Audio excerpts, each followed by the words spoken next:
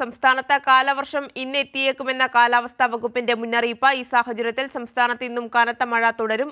3 ജില്ലകൾ ഒഴികെയുള്ള മറ്റെല്ലാ ജില്ലകളിലും ശക്തമായ മഴ മുന്നറിയിപ്പ് നിലനിൽക്കുന്നു. സുലേഖ ശശികുമാർ വിവരങ്ങളുമായി ചേരുന്നുണ്ട്. സുലേഖ, കാലവർഷം ഇന്ന് എത്തിയേക്കുമെന്നാണ് കാലാവസ്ഥാ വകുപ്പ് നൽകുന്ന മുന്നറിയിപ്പ്. 3 ജില്ലകൾ ഒഴികെ മറ്റെല്ലാ ജില്ലകളിലും അതിശക്തമായ മഴ മുന്നറിയിപ്പാണ് നിലനിൽക്കുന്നത്. വിവരങ്ങൾ. തീർച്ചയായും ആര്യ, ഇന്ന് 3 ജില്ലകൾ ഒഴികെയുള്ള മറ്റെല്ലാ ജില്ലകളിലും അതിശക്തമായ മഴ മുന്നറിയിപ്പ് നിലനിൽക്കുന്നുണ്ട്. യെല്ലോ അലേർട്ടാണ് തിരുവനന്തപുരം മുതൽ കോഴിക്കോട് വരെയുള്ള ജില്ലകളിൽ കേന്ദ്ര കാലാവസ്ഥാ വകുപ്പ് നൽകിയിട്ടുള്ളത്. അതിനൊപ്പം തന്നെ കാലവർഷം ഇന്ന് എത്തിയേക്കുമെന്നുള്ള കാര്യം കൂടി കേന്ദ്ര കാലാവസ്ഥാ വകുപ്പ് ഇന്നലെ തന്നെ മുന്നറിയിപ്പ് നൽകിയിരുന്നു. കാലവർഷം കേരളത്തിൽ എത്തുന്ന സമയത്ത് ഇത്തരത്തിൽ തുടരുന്ന ശക്തമായ മഴ അത് ശമനമില്ലാതെ തുടരുമെന്ന് തന്നെയാണ് കേന്ദ്ര കാലാവസ്ഥാ വകുപ്പ് നൽകുന്ന മുന്നറിയിപ്പ് എന്ന് പറയുന്നത്. ഈ കാലവർഷം സംസ്ഥാനത്ത് എത്തുന്നതിന് അനുകൂലമായ എല്ലാ സാഹചര്യങ്ങളും നിലവിൽ ഈ കേരള സംസ്ഥാനത്തിനോടനുബന്ധിച്ച് അല്ലെങ്കിൽ ഈ കാലവർഷം എത്തുന്നതുമായി ബന്ധപ്പെട്ട എല്ലാ അനുകൂല സാഹചര്യങ്ങളും നിലനിൽക്കുന്നുണ്ട് എന്നുകൂടി കാലാവസ്ഥാ വകുപ്പ് അറിയിക്കുന്നുണ്ട്.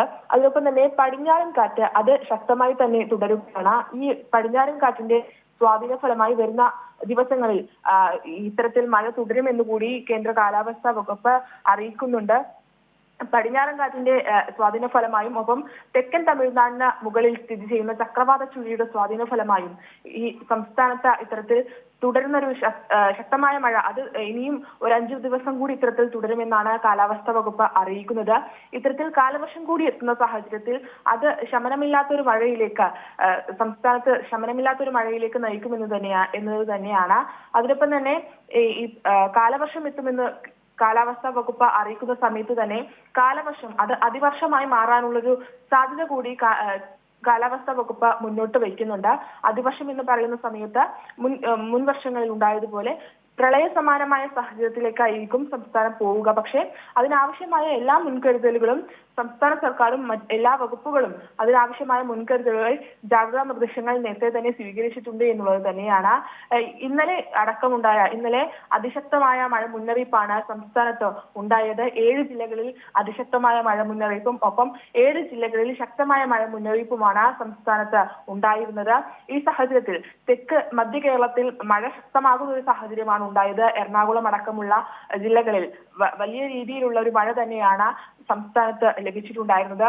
ഈ സാഹചര്യത്തിൽ തിരുവനന്തപുരം ജില്ലയുടെയും എറണാകുളം ജില്ലയുടെയും കാര്യം നോക്കുന്ന സമയത്ത് പലയിടങ്ങളിലും നഗരപ്രദേശങ്ങളിലടക്കം പലയിടങ്ങളിലും വെള്ളം കയറുന്ന ഒരു സാഹചര്യം ഉണ്ടായിരുന്നു. താഴ്ന്ന പ്രദേശങ്ങൾ വെള്ളത്തിനടിയിലാകുന്ന ഒരു സാഹചര്യം ഉണ്ടായിരുന്നു.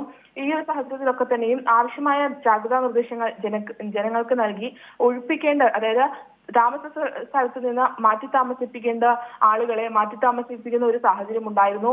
ഇത്തരത്തിൽ തിരുവനന്തപുരം ജില്ലയെ സംബന്ധിച്ച് വെള്ളായണി ഒപ്പം ബണ്ട് കോളനി ഒപ്പം പെരുമാതുറ അടക്കമുള്ള സ്ഥലങ്ങളിൽ നിന്ന് കുടുംബങ്ങളെ മാറ്റിപ്പാർപ്പിക്കുന്ന ഒരു സാഹചര്യം ഉണ്ടായിട്ടുണ്ട്. 8 ദുരിതാശ്വാസ ക്യാമ്പുകളാണ് തിരുവനന്തപുരം ജില്ലയിൽ മാത്രം പ്രവർത്തിക്കുന്നത്. അതിനൊപ്പം തന്നെ ഈ തിരുവനന്തപുരം നഗരത്തിന്റെ നഗരപ്രദേശങ്ങളിൽ വലിയ രീതിയിൽ വെള്ളക്കെട്ട് രൂപപ്പെടുന്ന ഒരു സാഹചര്യം ഉണ്ടായിരുന്നു. പക്ഷേ ഇന്ന് പുലർച്ചെ വരെയും, അതായത് ഇന്നലെ രാത്രി മുതൽ പുലർച്ചെ വരെയും മഴ ഇല്ലാത്തൊരു സാഹചര്യമാണ് തിരുവനന്തപുരത്തെ സംബന്ധിച്ചുണ്ടായിട്ടുള്ളത്. അത്തരത്തിൽ ഈ കെട്ടിക്കിടക്കുന്ന വെള്ളം അത് സാധാരണഗതിയിൽ തന്നെ ഒഴുകി പോകുന്ന ഒരു സാഹചര്യം കൂടി തിരുവനന്തപുരത്തെ സംബന്ധിച്ചുണ്ടായിട്ടുണ്ട്. അതുകൊണ്ട് തന്നെ വലിയ ആശങ്കപ്പെടേണ്ട സാഹചര്യം നിലവിലില്ല എന്നുള്ളത് തന്നെയാണ് ആര്യ. ശരി, സുലേഖ ശശികുമാറാണ് വിവരങ്ങൾ നൽകിയത്.